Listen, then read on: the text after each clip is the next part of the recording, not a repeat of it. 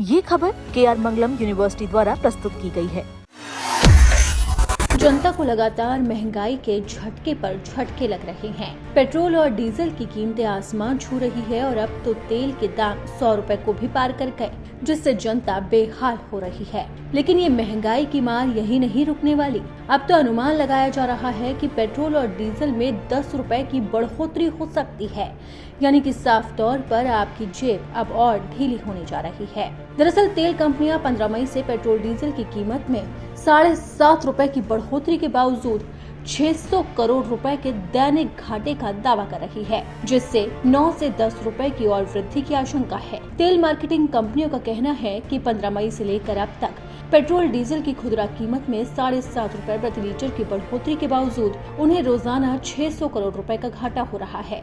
ऐसे में ये कयास लगाए जा रहे हैं कि इस घाटे को या तेल कंपनियां, जिसे अंडर रिकवरी कहते हैं, उसे पूरा करने के लिए पेट्रोल डीजल की खुदरा कीमतों में अभी 9 से 10 रुपए तक का इजाफा हो सकता है। 15 मई से पहले तक तेल कंपनियां ये कह रही थी कि कच्चे तेल की कीमत बढ़ने से उन्हें रोजाना 1000 करोड़ रुपए का घाटा हो रहा है। पिछले 12 दिनों में 7.5 रुपए प्रति लीटर बढ़ाने के बाद उनका ये घाटा 1000 करोड़ रुपए से कम होकर 600 करोड़ रुपए पर आ गया। इसलिए कहा जा रहा है कि अभी पेट्रोल डीजल की खुदरा कीमत और बढ़ेगी। ऊर्जा विशेषज्ञों का कहना है कि तेल कंपनियां जिस अंडर रिकवरी या घाटे की बात कर रही है, उसमें LPG और एयर टरबाइन फ्यूल की लागत भी शामिल है। LPG पर सरकार सब्सिडी देती है और साल 2025-26 की अंतिम तिमाही के मार्च महीने में कच्चे तेल के दाम में खासी बढ़ोतरी के बावजूद तेल कंपनियों ने बम्पर मुनाफा कमाया।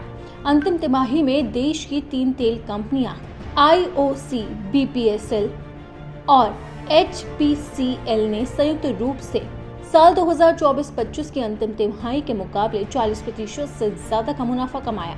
वहीं साल 2025-26 के पूरे वित्त वर्ष में इन 3 कंपनियों ने संयुक्त रूप से 77,280 करोड़ रुपए की कमाई की। वहीं 28 फरवरी को ईरान युद्ध शुरू होने की वजह से इस साल मार्च महीने में तेल कंपनियों ने कच्चे तेल की खरीदारी औसतन $113 प्रति बैरल की दर से की है। फरवरी में कच्चे तेल की औसत कीमत $69 प्रति बैरल थी, जो जनवरी में कच्चे तेल की खरीद कीमत $63 प्रति बैरल से ज्यादा थी। अप्रैल में कच्चे तेल की औसत खरीद कीमत $114 हो गई है। मई में ये $160 प्रति बैरल पर बताई जा रही है। कच्चे तेल की अंतर्राष्ट्रीय कीमत $97 प्रति बैरल से नीचे आ गई है।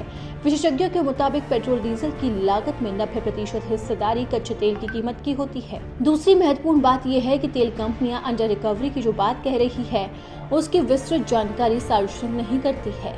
उसमें पेट्रोल डीजल ही शामिल है या उसके अलावा कौन कौन से आइटम शामिल है, इसका ब्रेकअप सार्वजनिक नहीं किया जाता है। जानकार बताते हैं कि गैस पर दी जाने वाली सब्सिडी की भरपाई भी पेट्रोल डीजल की खुदरा कीमतों में बढ़ोतरी करके की जाती है। यानी कि साफ है कि जनता को अब महंगाई की मार झेलनी पड़ेगी, क्योंकि तेल कंपनियां लगातार अपने घाटे का दावा कर रही है और ऐसे में साफ तौर पर अनुमान लगाया जा रहा है कि पेट्रोल और डीजल की कीमतों में अभी 9 से 10 रुपए की और बढ़ोतरी हो सकती है।